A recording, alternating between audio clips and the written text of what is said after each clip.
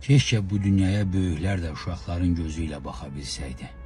Bu, Bakıda yaşayan 14 yaşlı Cəmil Şirinovdur. O, uzun müddət maşın gücüsü kimi çalışıb 14 yaşında. Pul yığıb ona görə ki, özünə PlayStation oyun aparatı almaq istəyirmiş və bir gün təsadüfən televizorda Ukraynada zirzəmilərdə soyuqda, susuz, yeməksiz qalan uşaqların kadrlarını görüb.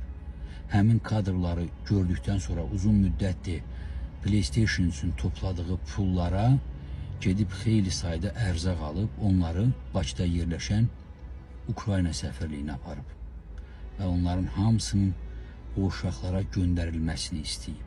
Ukrayna səfirliyi Cəmili qəbul edib və onun PlayStation üçün yığdığı pullara aldığı ərzağın hamısını Kiyevdə zirzəmilərdə ac susuz qalan Ukraynalı uşaqlara göndərib.